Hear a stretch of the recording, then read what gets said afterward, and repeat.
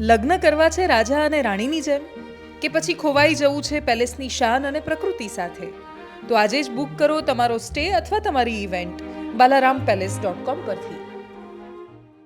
2024નું વર્ષ ભારતીય રાજનીતિના ઇતિહાસમાં અલગ તસવીરો સામે લઈને આવવાનું છે. લોકસભાની ચૂંટણી છે, રાજનીતિ ચરમ પર છે.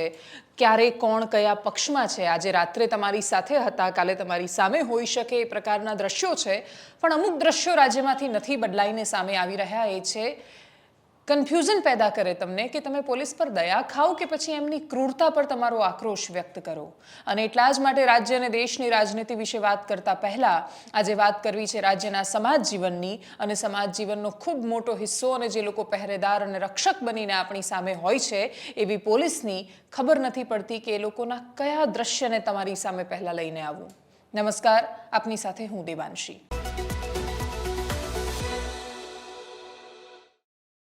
વાત પોલીસની પીડાની કરવી છે, પોલીસને પડતી સમસ્યાની પણ કરવી છે. શરૂઆત એનાથી જ કરીએ. આપણા અમદાવાદમાં કણભા પાસે એક ભાવડા પાટિયા આવેલું છે. ભાવડા પાટિયા પાસે પોલીસની પાસે માહિતી મળી, બાતમી મળી કે બુટલેગર દારૂની એક ટેમ્પો છે, દારૂની ગાડી ઘુસાડવાનો છે. એટલા માટે એએસઆઈ સહિત પોલીસનો કાફલો ગાડી સાથે એ ઘટના સ્થળ પર એની આજુબાજુ પહોંચ્યા. ભાવડા પાટિયા પાસે ગાડી રોકવાનો પ્રયાસ કર્યો તો બુટલેગરની તાકાત તો જુઓ. એણે વિચાર્યું હશે કે ભાઈ હું તો હપ્તા ખવડાવીને આવ્યો છું. પોલીસનું એટલું દુસ્સાહસ થઈ ગયું કે જે કાયદાને અમે દરરોજ પગની નીચે કચડીએ છીએ એ કાયદો એમને યાદ આવીને અમને રોકવાની કોશિશ કરે. સીધી ગાડી ચડાવી દીધી. પોલીસની ગાડીને ટક્કર મારી અને કમનસીબીની પરાકાષ્ઠા જુઓ. એએસઆઈ નામે બળદેવજી નીનામા આજે આ દુનિયામાં નથી, કેમ કે અકસ્માતમાં એમનું મૃત્યુ થયું. બુટલેગરની ગાડીની નીચે કચડાઈને એમને મારી નાખ્યા. આ પોલીસની દયા કેવી રીતે ખાવી? બીજો પ્રશ્ન બીજી ઘટના સામે આવતાની સાથે જ મનમાં થાય. બીજી ઘટના અમદાવાદથી લઈને જુનાગઢ સુધીનું કનેક્શન છે. હર્ષિલ નામે એક વ્યક્તિ, હર્ષિલ જાદવ, 42 વર્ષની એમની ઉંમર, ટૂર્સ એન્ડ ટ્રાવેલ્સનો બિઝનેસ કરે છે. એમને એવું લાગ્યું કે એમની ઓફિસમાં કોઈ એમનો ડેટા ચોરી કરી રહ્યું છે. અમદાવાદ પોલીસ સ્ટેશનમાં ફરિયાદ નોંધાવા ગયા. પોલીસ સ્ટેશનમાંથી બીજા દિવસે ફોન આવ્યો, ફરિયાદના નિરાકરણ માટે નહીં પણ જુનાગઢમાં તમારી સામે ફરિયાદ નોંધાઈ છે અને તમારે જુનાગઢ હાજર થવાનું છે એવું કહેવામાં આવ્યું. ફરિયાદ શું હતી? તો ટ્રાવેલ્સમાં કોઈની સાથે ઠગાઈ કરી હતી એવા આરોપ હતા હર્ષિલ જાદવ પર. અને કહ્યું કે તમે જુનાગઢ હાજર થઈ જાઓ. 1 થી સવા લાખ રૂપિયાની ઠગાઈનો કેસ હતો. આખો મામલો જુનાગઢની કોર્ટમાં પહોંચ્યો. જુનાગઢ કોર્ટે 2 દિવસના હર્ષિલ જાદવના પોલીસને રિમાન્ડ આપ્યા. રિમાન્ડ એટલે શું? રિમાન્ડમાં પોલીસનું કામ શું હોય છે? પૂછપરછ કરવાનું નહીં કે કોઈને મારવાનું, પણ એ તો પોલીસ હતી. પીએસઆઈ મકવાણા હતા. એમણે હર્ષિલના પરિવારજનોને કહ્યું કે રિમાન્ડમાં મારીને મોર ના બનાવી દઈએ, બહુ જ ના મારીએ, એના માટે તમારે 3 લાખ રૂપિયાની લાંચ આપવી પડશે. એમને પરિવારજનો કદાચ ગુજરાત સરકારની, ગુજરાતના ગૃહ વિભાગની જાહેરાતો બહુ જોતા હશે એટલે એમને થયું હશે કે નહીં, પોલીસવાળા લાંચ માગે તો આપણે પ્રતિકાર કરવાનો હોય, આપણે ના પાડી દેવાની હોય, આપણે ફરિયાદ કરવાની હોય. અને એટલે જ એમણે હિંમત બતાવી. ગુજરાત પોલીસની જાહેરાતોની અસર એમના માથા પર એટલી બધી થઈ ગઈ કે એમણે 3 લાખ રૂપિયાની ના પાડી. પોલીસને જો તમે લાંચ ન આપો તો પોલીસ તમારી સાથે શું કરે? બહુ તો તમારી સાથે ઝઘડો કરે, ખરાબ વર્તન કરે, 1-2 લાફા મારી દે, પણ નહીં. હર્ષિલ જાદવ હવે આ દુનિયામાં જ નથી. એમને એટલો માર મારવામાં આવ્યો કે અમદાવાદની સિવિલ હોસ્પિટલના આઈસીયુમાં એમને દાખલ કરવામાં આવ્યા. અને પછી આજે સવારે સમાચાર આવ્યા કે હર્ષિલ જાદવનું મૃત્યુ થઈ ગયું છે. એટલી હદે એમને પોલીસે માર્યા હતા. પોલીસના બંને ચહેરા બહુ મહત્વના છે. એક એવી પોલીસ કે જે માર ખાય છે બુટલેગરનો, અને એક એવી પોલીસ કે જે સામાન્ય માણસને મારી નાખે છે. આ બંને ચહેરાઓ કોના પાપે આવે છે? એવા પોલીસવાળાના પાપે કે જે લોકો માટે પૈસા જ સર્વોપરી છે. એ લોકો આ રાજ્યની ન્યાય વ્યવસ્થા, કાયદો કાનૂન કશાને સમજતા જ નથી ને એમને પડીએ નથી. આ બધું એમને ભાષણો લાગતું હોય છે. પણ આજે પ્રશ્ન અમારે આજે રાજ્યના ગૃહ રાજ્યમંત્રીને કરવો છે કે હર્ષભાઈ સંઘવી, તમે દર થોડા દિવસે શિખામણ આપીને આવો છો પોલીસને. અહીંયા અમદાવાદમાં જ્યારે એક પોલીસ સ્ટેશનનું લોકાર્પણ હતું ત્યારે તમે કહ્યું હતું કે પોલીસ ઇન્સ્પેક્ટરનો વ્યવહાર છે એના પરથી નક્કી થતું હોય છે પ્રજાના માનસમાં પોલીસની છબી વિશે. તમે એ વિચાર્યું કે શેઠની શિખામણ તો ઝાંપા સુધી નથી રહેતી? કોઈ માનતું જ નથી એ વાતને. હવે જો ગૃહ રાજ્યમંત્રીનું આ રાજ્યની પોલીસ નથી માનતી તો એ અમારું માનશે એવી અપેક્ષા તો રખાય જ નહીં. એ રાજ્યના ડીજીપીનું નથી માનતી, એ એવા પોલીસ અધિકારીઓનું નથી માનતી. આદર્શ એમણે રાખવા હોય તો છે જ ને કેટલાય અધિકારીઓ. રાજ્યના ડીજીપી અદ્ભુત વ્યક્તિત્વ છે. એમની પોલીસની તમે કરિયર જોશો તો સ્વચ્છતા અને પ્રામાણિકતાનું સૌથી અદ્ભુત કોમ્બિનેશન રાજ્યના ડીજીપીમાં છે. હવે વિકાસ સહાયથી વધારે સારું એમની પાસે કયું ઉદાહરણ હોઈ શકે? આઈપીએસ હસમુખ પટેલથી સારું કયું ઉદાહરણ હોઈ શકે? ને એવા તો બહુ બધા નામો છે રાજ્યની પોલીસમાં. કે જો રાજ્યની પોલીસે પ્રામાણિકતાના પાઠ ભણવા જ હોય તો પોતાના જ અધિકારીઓ છે કે જે લોકોએ અદ્ભુત પોતાનું કરિયર અદ્ભુત રીતે પસાર કર્યું છે, પણ નહીં. રાજ્યની પોલીસ એવું માને છે કે લાંચ લેવી એમનો જન્મસિદ્ધ અધિકાર છે. રાજ્યની પોલીસ એવું માને છે કે ખાખીનો મતલબ પ્રજાનું રક્ષણ ક્યારેય નથી હોતો. બની શકે એટલું ભક્ષણ કરવાનો, દોહન કરવાનો અને શોષણ કરવાનો એમને અધિકાર મળી જાય છે, અને એટલે જ એ એમના બાપનો અધિકાર નથી એ સમજાવવા માટે રાજ્યના પોલીસ વડાએ, ગૃહ રાજ્યમંત્રીએ એ લોકોએ ગંભીરતાથી પગલાં લેવા પડશે. બાકી આ બંને ઘટનાઓ છે દુર્ભાગ્યપૂર્ણ છે. એકમાં એએસઆઈ નીનામાનું મૃત્યુ થયું છે, એકમાં સામાન્ય માણસનું મૃત્યુ થયું છે. એક બુટલેગરની ગાડીની નીચે કચડાયો છે વ્યક્તિ, તો એકને પોલીસે માર્યો છે. પણ આ બંને પોલીસના ચહેરાઓની વચ્ચે એક જગ્યાએ આપણને દેખાય છે કરુણા અને એક જગ્યાએ ધુત્કારનો ભાવ થાય છે. કમનસીબે ભોગવવાનું તો એ સામાન્ય માણસોએ અને એ પોલીસના કર્મચારીઓએ આવે છે જે લોકો પોતાનું કામ કરવા માંગે છે. જે ઘટના હતી એમાં, જુનાગઢની જે ઘટના હતી એમાં શું કહ્યું પોલીસ કર્મચારીએ, સાંભળીએ. જણાવ્યા મુજબ પોતાના ભાઈ હર્ષિલભાઈને જ્યારે બી ડિવિઝન પોલીસ સ્ટેશનમાં 420 કેસના કામે જ્યારે અટક કરવામાં આવેલા તે સમયે તપાસ કરનાર અધિકારી શ્રી પીએસઆઈ મકવાણા દ્વારા તેમને મારવામાં આવેલો, અને આ બાબતેની રજૂઆત છે જે તે સમયે તેમના જે ભાઈ છે હર્ષિલભાઈ તેમને નામદાર કોર્ટમાં રજૂઆત કરેલી હોય, તેમની છે તપાસ નામદાર કોર્ટ દ્વારા પણ શરૂ હોય, પરંતુ ગઈકાલે છે એમની તબિયત વધારે ખરાબ થતા તેમને છે અમદાવાદ સિવિલ હોસ્પિટલમાં આઈસીયુ વોર્ડમાં દાખલ કરવામાં આવેલા. આ બાબતેની છે ફરિયાદી હકીકત જણાવતા બી ડિવિઝન પોલીસ સ્ટેશનમાં આઈપીસીની કલમ 307 અને 331 મુજબ છે ગુનો દાખલ કરી આગળની તપાસ સીપીઆઈ જુનાગઢના તરફ કરવા. આ સમાજ જીવન અને સમાજ જીવનમાં આવતા આવા પ્રશ્નો, પોલીસના અને સામાન્ય માણસ વચ્ચેના સંઘર્ષોમાં મોટાભાગે રાજનેતાઓને રસ નહોતો, કેમ કે ખબર હતી કે જેવી રાજનેતાની ગાડી જાય કે સલામ કરીને પોલીસવાળા ઊભા રહી જાય છે, કોઈ ફરક નથી પડતો. અને એટલે જ રાજ્યની રાજનીતિમાં મોસમ અલગ ચાલી રહી છે. પૂર બહારમાં મોસમ ખુલી છે અહીંયાથી ત્યાં જવાની. 3 ધારાસભ્યો જઈ ચૂક્યા છે, આવતીકાલે વધુ એક જોડાવાના છે. સંભવતઃ વાઘોડિયાના અપક્ષના ધારાસભ્ય ધર્મેન્દ્રસિંહ રાજીનામું આપે એવી શક્યતાઓ વર્તાઈ રહી છે. શક્યતાઓ લુણાવાડાથી ધારાસભ્ય ગુલાબસિંહ ચૌહાણની પણ આવી રહી છે. ચર્ચાઓ અર્જુન મોઢવાડિયાની પણ થઈ રહી છે. અર્જુન મોઢવાડિયા ગુજરાત કોંગ્રેસના દિગ્ગજ નેતા છે, જે ટોપ 3-5ની કેટેગરી આવે ગુજરાત કોંગ્રેસની એટલા દિગ્ગજ નેતા છે. પોરબંદરમાં બહુ સરસ કામ કરે છે અર્જુનભાઈ મોઢવાડિયા અને એમના ભાઈ. એમ લોકોનું હોસ્પિટલને લગતું ખાસ તો બધાને ટિફિન આપવાની વાત હોય, અમદાવાદ સિવિલમાં કોઈ આવે તો પણ એટલી મદદ કરે છે. અમે જ્યારે ઇલેક્શન વખતે પોરબંદર ગયા હતા ત્યારે ત્યાંના સ્થાનિકો સાથે વાત કરતી વખતે એટલું સમજાયું હતું કે પોરબંદરમાં જે ટફ ફાઇટ છે એ કોંગ્રેસ અને ભાજપની વચ્ચેની નથી. પૂર્વ મંત્રી બાબુ બોખીરિયા અને અર્જુન મોઢવાડિયા વચ્ચેની એ ફાઇટ છે, અને અર્જુન મોઢવાડિયા એટલા માટે આગળ છે એની અંદર કેમ કે સત્તામાં ન હોવા છતાં એમણે ત્યાં લોકોના કામ કર્યા છે. હવે એવા અર્જુન મોઢવાડિયા જો કોંગ્રેસ છોડીને જાય છે, જે નક્ષિક કોંગ્રેસી રહ્યા છે, તો વિચાર કોને કરવાનો? ભારતીય જનતા પાર્ટીએ કે પછી કોંગ્રેસે પોતે? કોંગ્રેસ માટે આ મનોમંથન કરતા પણ એવો ભયાનક સમય ચાલી રહ્યો છે કે સત્તાના એટલા મોટા વાવાઝોડાની સામે કોણ ટકીને રહેશે એ સવાલ છે.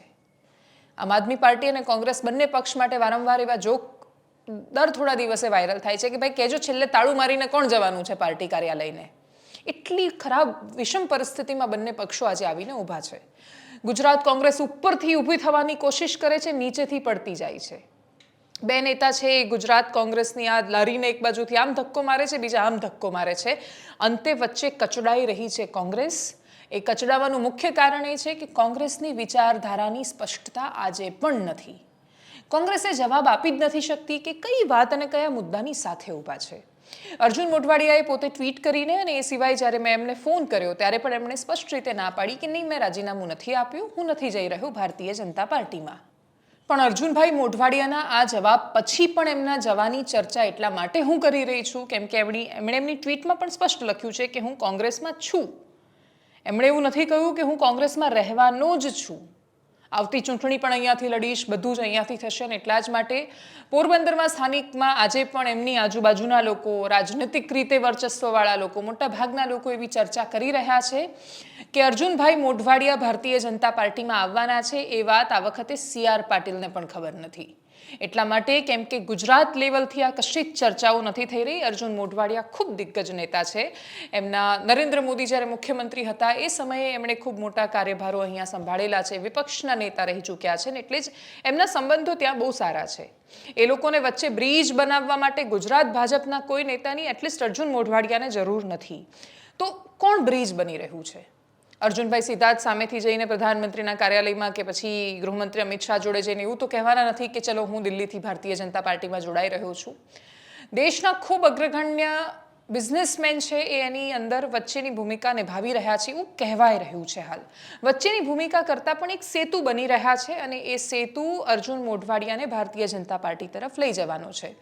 અર્જુનભાઈના ખૂબ વ્યક્તિગત સંબંધો એ નેતાની એ ઉદ્યોગપતિની સાથે ખૂબ સારા રહ્યા છે અને એ બહુ જ દિગ્ગજ ઉદ્યોગપતિ છે અને એટલે જ બધું જ સમૂહસૂત્રું દિલ્હીમાંથી ઓપરેશન પાર પડે એવું કહેવાય રહ્યું છે.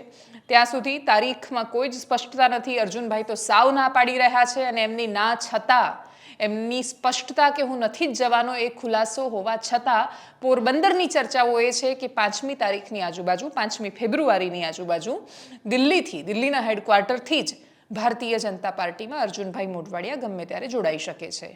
બદલામાં શું અને જો એ છોડીને જાય છે તો એમના પરિવારમાંથી જ કોઈને ત્યાંની પેટા ચૂંટણીની ટિકિટ અને આવી બધી શરતોના આધારે આખું ગાડું છે રોકાયેલું છે એવું કહેવામાં આવી રહ્યું છે. હાલ અર્જુનભાઈ મોઢવાડિયાનું વાત અહીંયા પૂરી થાય છે. આગળ વાત કરીએ લુણાવાડાના ધારાસભ્ય ગુલાબસિંહ ચૌહાણની.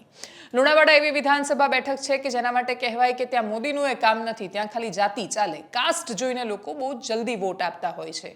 જાતિના આધારે બધા જ સમીકરણો પલટાઈ જતા હોય છે, બનતા હોય છે, બગડતા હોય છે. લુણાવાડા અને એની આજુબાજુનો વિસ્તાર મહીસાગર જિલ્લો કદાચ એકમાત્ર ગુજરાતનો એવો પ્રદેશ છે કે જ્યાં આજે પણ રેલવેની કનેક્ટિવિટી નથી, જ્યાં આજે પણ બહુ જ પાયાની વાતો માટે લોકોના સંઘર્ષો છે. લોકોની પાસે રૂપિયો ખૂબ છે પણ છતાંય ઘણીવાર એવો પ્રશ્ન થાય કે રૂપિયો વપરાય ક્યાં છે એનો એમની પાસે જવાબ નથી હોતો. ખાનગી શિક્ષણ અને ખાનગી દવાખાનાઓનું હબ છે. વતન હોવાથી હું એને બહુ વધારે સારી રીતે જાણ્યું છું કે જેટલું ખાનગીનું ત્યાં પ્રભુત્વ છે એની સામે સરકારીનું મોટાભાગે ક્યાંય દૂર દૂર સુધી અસ્તિત્વ નથી. આવી પાયાની જે વાતો છે એ સમસ્યાઓથી જજુમતું લુણાવાડા ચર્ચામાં શેના માટે આવે? તો મોટાભાગે 5 ટર્મ પૂરી જ ન થાય. ત્યાં જે ચૂંટાય એ છેલ્લે તો પક્ષ પલટો કરી જ દે. ત્યાંના કોંગ્રેસની સ્થિતિ શું છે? ત્યાં તો ગુલાબસિંહ ચૌહાણ જે એવું કહેવાય રહ્યું છે કે ભારતીય જનતા પાર્ટીમાં જશે, પોતે આવેલા જ ભાજપમાંથી છે. એ ભાજપમાં હતા, ટિકિટ ન મળી તો કોંગ્રેસમાં આવી ગયા, કોંગ્રેસે ટિકિટ આપી, લડ્યા, જીત્યા. જીતવા પાછળના સમીકરણો પણ બહુ રસપ્રદ હતા કેમ કે ભારતીય જનતા પાર્ટીએ ત્યાં જે ધારાસભ્ય હતા એમને જ ફરીથી ટિકિટ આપી. બીજા એક નેતા નામે જેપી પટેલ, એમનો અસંતોષ હતો, એમણે કહ્યું કે હું હકદાર છું, મને મળવી જોઈએ ટિકિટ. એ અપક્ષમાંથી ઊભા રહ્યા. હવે પાછા એ ફરી એકવાર ભાજપમાં આવી ગયા છે પણ જે તે સમયે અપક્ષમાં ઊભા રહ્યા તો ભાજપના વોટ વહેંચાયા, જનરલ કેટેગરીના વોટ પણ વહેંચાયા, ઓબીસી મતદાન એક તરફ થયું, ગુલાબસિંહ ધારાસભ્ય બન્યા. હવે એ પોતાની ટર્મ પૂરી કરે છે કે કેમ એ સવાલ છે. એમને જ્યારે પૂછ્યું ત્યારે એમણે સ્પષ્ટ શબ્દોમાં કહ્યું કે હા ભાઈ હું અહીંયા રહેવાનો જ છું, કોંગ્રેસમાં જ રહેવાનો છું, પણ છતાંય ભૂતકાળના અનુભવો પરથી હું એટલું માની રહી છું કે રાજનેતા જ્યારે રાજીનામું આપે એ ઘડીએ માનવાનું સાચું કે એમણે રાજીનામું આપ્યું. બાકી ત્યાં સુધી તો એવી સંભાવનાઓમાં બધાને ગણવાના. એનું કારણ એ છે કે એવા કેટલાય રાજનેતાઓ આંખોની સામે અમે જોયા છે. સૌથી વર્તમાન ઉદાહરણ છે ખંભાતના ધારાસભ્યએ જ્યારે રાજીનામું આપ્યું તો રાજીનામું આપવાના અડધો કલાક પહેલા એ ગાંધીનગરની એક રેસ્ટોરન્ટમાં બેસીને નાસ્તો કરતા હતા અને ફાફડા ખાતા ધારાસભ્યને, ખમણ ખાતા ધારાસભ્યને જ્યારે પૂછ્યું કે તમે જવાના છો તો એમણે કહ્યું કે ના, હું ક્યાંય નથી જઈ રહ્યો, નાસ્તો કરી રહ્યો છું. એના અડધો કલાકમાં જઈને રાજીનામું આપી આવ્યા હતા. અને એટલે જે રાજનેતાઓની જીભ હોય છે એનો બહુ જ ભરોસો નથી હોતો. જનતા નથી કરતી તો પત્રકારો શું કામ કરે? ગુલાબસિંહે શું કહ્યું એ અત્યારે એટલીસ્ટ સાંભળી લઈએ. હું એમ કહું છું કે હવે તમે રાજીનામું આપો છો? હે? નથી આપવાનું. કોણે કીધું? વાતો થઈ રહી છે કે હવે તમારો નંબર છે રાજીનામું આપવાનો. એ તો ભાજપ તો તમે જૂઠું બોલવાનું, જોરથી બોલવાનું, વારંવાર બોલવાનું, એટલે ગમે એવાનું મન પલળી જાય. અચ્છા, એટલે તમે રાજીનામું નથી આપતા? ના ના ના. ક્યાં સુધી નથી આપતા? કેટલો સમય છો? 2027 2027 સુધી. ઓકે. ત્રીજો અને સૌથી વધારે સંભાવનાઓથી ઘેરાયેલો ચહેરો વાઘોડિયાના અપક્ષના ધારાસભ્યનો છે. એ ભારતીય જનતા પાર્ટીમાં જઈ શકે એવું કહેવાય રહ્યું છે. બાકીના અપક્ષોનો પણ ખૂબ સંપર્ક કરવાની કોશિશ થઈ. ધાનેરાથી માવજીભાઈ હોય કે પછી ધવલસિંહ ઝાલા બાયડના ધારાસભ્ય, એમનો ભારતીય જનતા પાર્ટીએ ખૂબ સંપર્ક કર્યો. આવી જાઓ, ફરીથી ચૂંટણી લડી લો, ભાજપમાં આવી જાઓ. આવું જ્યારે કહેવામાં આવ્યું ત્યારે એ ધારાસભ્યોને મનમાં કદાચ એકાદ વાર એવું થયું પણ હશે કે મન મેં લડ્ડુ ફૂટા, પણ પછી એમણે એને સ્વીકાર ન કર્યો. એટલા માટે કેમ કે એ લોકો પણ જાણે છે કે જે જનતા તમને માથે બેસાડી શકે છે એ જનતા નીચે પછાડી પણ શકે છે. શામદામ દંડભેદથી દરેકને પોતાની તરફ આકર્ષવાની કોશિશ થઈ રહી છે. 5 લાખનું તમારે પાર કરવું હોય ટાર્ગેટ તો એના માટે બધાને લેવા જરૂરી નથી. પણ ભારતીય જનતા પાર્ટીના ગુજરાતના પ્રદેશ અધ્યક્ષ એ માનસમાં બેસાડવા માંગે છે કે હવે ભાજપ સિવાય કોઈ જ નથી અને ચારે બાજુ બસ એક જ વાત થઈ રહી છે, ભાજપ ભાજપ ભાજપ. અને એ પ્રસ્થાપિત કરવા માટે તમારે 182નો લક્ષ્યાંક આપવો જ પડે, 26માંથી 26માં 5 લાખ પ્લસનો લક્ષ્યાંક આપવો પડે. અને એટલા માટે પોતાની રાજનીતિને એ રીતે સિદ્ધ કરવા માટે આ બધા જ પ્રયાસો કરી રહ્યા છે અને એ પ્રયાસોમાં એમને સફળતા પણ મળી રહી છે. એ સફળતા આવતીકાલે આપણને જોવા મળશે. હવે આ દ્રશ્યો નવાઈ નથી પમાડતા. હવે આ દ્રશ્યો પછી અમે જે આજથી 4-5 વર્ષ પહેલાં હું જે પ્રશ્નો કરતી, બહુ જ બૂમો પાડીને, જનાદેશનું શું, લોકશાહીના મૂલ્યોનું શું, એ કશા જ પ્રશ્નો અમે નથી કરતા. જનતાએ એને સ્વીકારી લીધું છે, અમે બિલકુલ એને સ્વીકારી નથી લીધું, પણ છતાં એ દ્રશ્યો નવાઈ નથી પમાડતા. એટલો પ્રશ્ન ખાલી એ જનતાને જઈને ચૂંટણીના દિવસે અમે ચોક્કસ પૂછીએ છીએ કે જેના પર તમે ભરોસો કર્યો એ લોકો તો બીજી પાર્ટીમાં ગયા. જનતા મોટા ભાગે કહેતી હોય છે અમને વાંધો નથી અને વાંધો હશે તો એમને ફરીથી ચૂંટીને નહીં મોકલીએ. આગળ વાત દેશની રાજનીતિની કરીએ. વિપક્ષો કઈ પરિસ્થિતિમાં છે અને પગ નીચે જમીન છે કે નહીં એની ગઈકાલે જ અમે વાત કરી હતી. આજે સમાચાર ઇન્ડિયા ગઠબંધનને લઈને આવ્યા. સૌથી પહેલા શરૂઆત પશ્ચિમ બંગાળના મુખ્યમંત્રી મમતા બેનર્જીએ કરી. ખેલા હો ગયા ત્યાં. એમણે સ્પષ્ટ ભાષામાં કહી દીધું કે અમે પશ્ચિમ બંગાળમાં ટીએમસી એકલા ચૂંટણી લડશે. હજુ આમાંથી કોંગ્રેસ પાર્ટી બહાર આવી જ હશે કે ત્યાં પંજાબમાંથી આમ આદમી પાર્ટીના મુખ્યમંત્રી ભગવંત માનનું સ્ટેટમેન્ટ સામે આવ્યું કે પંજાબમાં આમ આદમી પાર્ટી ચૂંટણી એકલા જ લડશે. જો આમ આદમી પાર્ટી ચૂંટણી એકલા લડે છે, પશ્ચિમ બંગાળમાં મમતા બેનર્જી એકલા લડે છે, બિહારમાં નીતિશ કુમાર, કર્પૂરી ઠાકોર પૂર્વ મુખ્યમંત્રી બિહાર રાજ્યના, એમને ભારત રત્ન આપવામાં આવ્યો. ખૂબ અદ્ભુત ચહેરો રહ્યો. ઓબીસી સમાજના એમનું પ્રતિનિધિત્વ કરતા હતા અને એવા મુખ્યમંત્રી રહ્યા હતા કે જેમણે બિહારને ઘણા બધા ક્ષેત્રોમાં અલગ દિશા આપી હતી. ઓબીસી રાજનીતિની સરસ એ વખતે શરૂઆત થઈ હતી અને બિહાર માટે જે બહુ કોમન નથી હોતું કે એમની સ્વચ્છ છબી રહી હતી. ભ્રષ્ટાચારના બહુ આરોપો એમના પર નહોતા લાગ્યા. એવા મુખ્યમંત્રીને આટલા સમય સુધી માંગ હતી, ભારત રત્ન નહોતો આપવામાં આવ્યો. ભારતીય જનતા પાર્ટીનું સૌથી મોટું ફોકસ આ વખતે દેશના ઓબીસી છે. કોંગ્રેસનો ટાર્ગેટ કરવાનો છે સામે, એ ટાર્ગેટને કાઉન્ટર કરવાનો છે અને એટલા જ માટે કર્પૂરી ઠાકોરને ભારત રત્ન આપવામાં આવ્યું. જેવું ભારત રત્ન અપાયું, નીતિશ કુમારે પહેલા એક ટ્વીટ કરી, એ ટ્વીટને ડિલીટ કરી અને પછી બીજી ટ્વીટમાં પ્રધાનમંત્રી મોદીના ભરપેટ વખાણ કર્યા. હવે નીતિશ કુમાર આ સ્ટેન્ડ લઈ રહ્યા છે એ બતાવે છે કે એ પણ થોડા અંદરથી પીગળી રહ્યા છે. એમને પણ કદાચ પોતાના જૂના સાથીઓ સામે આવી રહ્યા છે ને એટલે જ કોંગ્રેસ કયા ગઠબંધનની વાત કરે છે? કયું ઇન્ડિયા ગઠબંધન જેની અંદર એક પછી એક મુખ્યમંત્રીઓ છૂટા પડી રહ્યા છે? જે મુખ્યમંત્રીઓની તમે વાત કરતા હતા કે ઇન્ડિયા ગઠબંધન એટલા માટે સશક્ત છે કેમ કે એની અંદર આટલા રાજ્યના મુખ્યમંત્રી છે. કયા મુખ્યમંત્રી? સ્ટાલિન તો મોટા ભાગે પોતાની રીતે ચૂંટણી લડશે અને ત્યાં તો ગઠબંધન થાય પહેલેથી થતું આવ્યું છે. ત્યાં કશી જ નવાઈ નથી. સ્ટાલિન પોતાના દમ પર પોતાના વિચારો પર ઊભા છે. શું સ્ટાલિનના વિચારો સાથે કોંગ્રેસની સંપૂર્ણ સહમતિ છે? કેમ કે સ્ટાલિન સનાતનના કટ્ટર વિરોધી રહ્યા છે. મમતા બેનર્જી ના પાડી રહ્યા છે ચૂંટણી સાથે લડવાની. ભગવંત માનનું નિવેદન સામે આવ્યું છે. નીતિશ કુમાર ડગુમગુ થઈ રહ્યા છે અને કોંગ્રેસની ભારત જોડો ન્યાય યાત્રા ચાલી રહી છે અને ત્યાં પણ અસમના મુખ્યમંત્રીની સાથે હજુ પણ એકદમ લડાઈઓ ચાલી રહી છે. મમતા બેનર્જીનું એવું કહેવું છે કે યાત્રાને લઈને મારી સાથે વાત નહોતી કરવામાં આવી. જયરામ રમેશનું કહેવું છે કે મલ્લિકાર્જુન ખરગે આમંત્રણ આપ્યું હતું. કોંગ્રેસ ઇન્ટરનલ મિસકમ્યુનિકેશનમાં એટલી હદે ઘેરાયેલી છે કે જે ગુજરાત કોંગ્રેસ માટે કહેવાતું કે નવસર્જન તો જ થઈ શકે જો એકવાર વિસર્જન થાય. અને એટલે જ કોંગ્રેસ હવે શું વિસર્જનની દિશામાં આગળ વધી રહી છે. કોંગ્રેસમાં વિસર્જન તો શેનું વિસર્જન? નેતાઓનું, ચહેરાઓનું તો એક પછી એક છોડીને ગયા છે.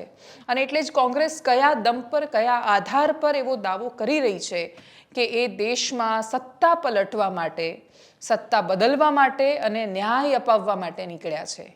કેમ કે એક ન્યાય જે પાર્ટીની અંદર પાર્ટીના વિચારોને મળવો જોઈતો હતો એ જ તો નેતાઓ અપાવી નથી શકતા. દેશની કોંગ્રેસ ગાંધી પરિવારની આજુબાજુ કેટલાય સમયથી સમેટાઈને સીમિત રહી રહી છે. એક સમય હતો કે દેશની કોંગ્રેસની પાસે એવા રાજનેતાઓ હતા જેનો ક્યાંય જોટો નહોતો જડતો. એટલા અદ્ભુત રાજનેતાઓ, રાજ્યોના એટલા જબરદસ્ત મુખ્યમંત્રીઓ આપ્યા. વિવાદો પહેલેથી કોંગ્રેસમાં રહ્યા. દેશની કોંગ્રેસથી લઈ ગુજરાતની કોંગ્રેસ સુધી, જીવરાજ મહેતાથી લઈ બળવંતરાય મહેતા સુધીના બધાના અલગ અલગ ગ્રુપ હતા. જીવરાજ મહેતા મોરારજી દેસાઈની સાથેના ગ્રુપમાં નહોતા એવું કહેવાતું. જીવરાજ મહેતા નહેરુએ મૂકેલા માણસ હતા એવું પણ કહેવાતું. પણ છતાંય એ વિખવાદોની ઉપર પણ એ વખતે એમની લડાઈ ભારતીય જનતા પાર્ટીની સાથે નહોતી. જનસંઘનો પછી ઉદય થવો ને પછી ભાજપ બનવું અને હવે અત્યારે જે પરિસ્થિતિમાં છે ભાજપ, એમાં લડવા માટે સામે એકતા જોઈએ. ઇન્ડિયા ગઠબંધન પહેલેથી જ ખબર હતી કે આ સંઘ કાશીએ પહોંચી શકે એવી કોઈ ક્ષમતા લાગતી નથી. એ તૂટવાની, વિખેરાવવાની શરૂઆત થઈ ગઈ છે. મુખ્યમંત્રીઓએ શું કહ્યું સાંભળીએ એમને. ममता बनर्जी की दया से हम लोग नहीं चुनाव लड़ेंगे और लड़ने के नहीं चाहते. कांग्रेस पार्टी अपनी ताकत पर चुनाव लड़ना जानते हैं. जो 2 सीटें हमारा कब्जे में है वो बीजेपी पार्टी और ममता बनर्जी को हरा के हम लोग कब्जे में लाए हैं. ममता बनर्जी की दया दूरज पे कांग्रेस पार्टी अपना राजनीति नहीं करते, कभी नहीं किए थे, आज भी नहीं करते. बदले में कांग्रेस पार्टी की दया से और मदद से 2011 साल में ममता बनर्जी खुद सत्य पे आई थी. ये बात मान के चलिए, ममता बनर्जी एक अवसरवादी नेत्री की नाम है. बीजेपी के साथ बंगाल में वो चुनाव बांटना चाहते हैं. हमको जो मर्जी हो हम करेंगे. एक बात याद रखना, बीजेपी को मदद मत करो. बीजेपी का अगर तुम लोग मदद करोगे कोई, तो अल्लाह का कसम आप लोगों को कोई माफी नहीं करेगा. हम तो माफी नहीं करेंगे. सीट नेगोशिएशन है वो चल रहा है, उसका रिजल्ट आएगा, कंक्लूजन आएगा, उसके बारे में मैं यहाँ कमेंट नहीं करना चाहता हूँ. बट हमारा ममता जी के साथ मेरा पर्सनल और पार्टी का बहुत अच्छा रिश्ता है. हाँ, थोड़ा थोड़ा होता रहता है, कभी कोई उनका कोई बोल देता है, हमारा कोई बोल देता है. these are natural things, these are not things that are going to disrupt. એ સમય ગયો કે જ્યારે અટલ બિહારી વાજપેયી દેશની સંસદમાં ઊભા થઈને કહેતા હતા કે સત્તા કા ખેલ ચલતા રહેગા, સત્તાએ આએગી જાએગી, દેશ રહેના ચાહીએ. હવે દેશના ટકાવી રાખવા માટે સત્તાનું હોવું જરૂરી છે એવું દ્રઢપણે માનતા રાજનેતાઓ છે. એ માની રહ્યા છે, એમાં કશું ખાસ ખોટું પણ નથી, કેમ કે દરેકને પોતાના વિચારો પર, પોતાના વિચારોની પ્રામાણિકતા પર ગૌરવ હોય છે. પણ એ દેશથી વિશેષ ક્યારેય ન બનવું જોઈએ. કોંગ્રેસે સત્તાને સવાલ કરતા પહેલા, ભારતીય જનતા પાર્ટીને ટાર્ગેટ પર લાવતા પહેલા એમણે એ જોવું પડશે કે અંદરો અંદર કયા એવા રાજનેતાઓ છે, કયા એવા લોકો છે કે જે ખાલી સોશિયલ મીડિયા પર થતા ટ્રેન્ડ પરથી કોંગ્રેસને એવું સમજાવી રહ્યા છે કે દેશની જનતા તમારી સાથે છે અને તમે ન્યાય અપાવીને રહેશો. એ પત્રકારોનો એક સમૂહ હોય કે પછી એ રાજનેતાઓ કે જે ખાલી સોશિયલ મીડિયાના જોર પર એવું માની રહ્યા છે કે કોંગ્રેસ અદ્ભુત સ્થિતિમાં છે, એ લોકોને ખરેખર ચશ્મા ઉતારીને ગ્રાઉન્ડ પર જવાની જરૂર છે. 2019ની લોકસભાની ચૂંટણીમાં બહુ જ અદ્ભુત કેમ્પેઇન કોંગ્રેસ પાર્ટીએ લોન્ચ કર્યું હતું. એનું નામ હતું વક્ત કા ચશ્મા. એમાં એવું થતું હતું કે એક વ્યક્તિ નીકળે, પછી એ જતો હોય તો ચારે બાજુ ખરાબ હોસ્પિટલ, ખરાબ શાળા, મોંઘવારી બધું દેખાય. પણ પછી એ જેવા એક ચશ્મા ચડાવી દે, જેને ભક્ત કા ચશ્મા કહેવાય, એટલે બધું એને સરસ સરસ દેખાવા માંડે. આ ભારતીય જનતા પાર્ટી પર એમણે કરેલો કટાક્ષ હતો. પણ હવે એક ચશ્મા છે, અને એ ચશ્મા, એ શબ્દ બહુ અઘરો છે. એને ઘણા બધા લોકો ભક્તના કાઉન્ટર તરીકે, દલાલ તરીકે વાપરતા હોય છે. જેટલું ખરાબ ભક્ત હોવું છે એટલું જ ખતરનાક દલાલી કરવી પણ છે. અને આ શબ્દ અમે ક્યારેય નથી વાપરતા. આજે એટલા માટે વાપરી રહ્યા છે કેમ કે કોંગ્રેસની આજુબાજુ જે ચમચાગીરી થઈ રહી છે, એ એક ચશ્મા પહેરાવી રહ્યા છે કોંગ્રેસ પક્ષના નેતાઓને, અને એમને એવું દર્શાવી રહ્યા છે કે દેશમાં કોંગ્રેસ અદ્ભુત સ્થિતિમાં છે. જેમ તમારે દેશની સાચી પરિસ્થિતિ જોવી હોય તો જે ભક્તિના ચશ્મા પહેરી રાખે છે ને લોકો, કે જે પહેરતાની સાથે એવું લાગે એમને કે દેશમાં કોઈ તકલીફ જ નથી ને બધું જબરદસ્ત, ખરેખર ત્રેતાનું રામ રાજ્ય આવી ગયું છે, એ લોકોએ જેટલી જરૂર ભક્તના ચશ્મા ઉતારવાની છે એટલી જ જરૂર કોંગ્રેસના નેતાઓએ એ ચશ્મા ઉતારવાની જરૂર છે જે એમને એવું બતાવી રહ્યા છે ખાલી સોશિયલ મીડિયા પર જોઈને કે દેશ તો એમને બહુ પ્રેમ કરે છે અને બસ આ વખતે સત્તા પલટાઈ જ જવાની છે. સત્તા ક્યારે પલટાશે એ ખબર નથી, નેતાઓ પાર્ટી બદલી રહ્યા છે. એનાલિસિસમાં અત્યારે બસ આટલું. જો આપ અમને યુટ્યુબ પર જોઈ રહ્યા છો તો સબસ્ક્રાઇબ કરો, ફેસબુક પર જોઈ રહ્યા છો તો ફોલો કરો, અમારા વિડીયોને શેર કરો, અમારી એપ્લિકેશનને આજે ડાઉનલોડ કરો. નમસ્કાર.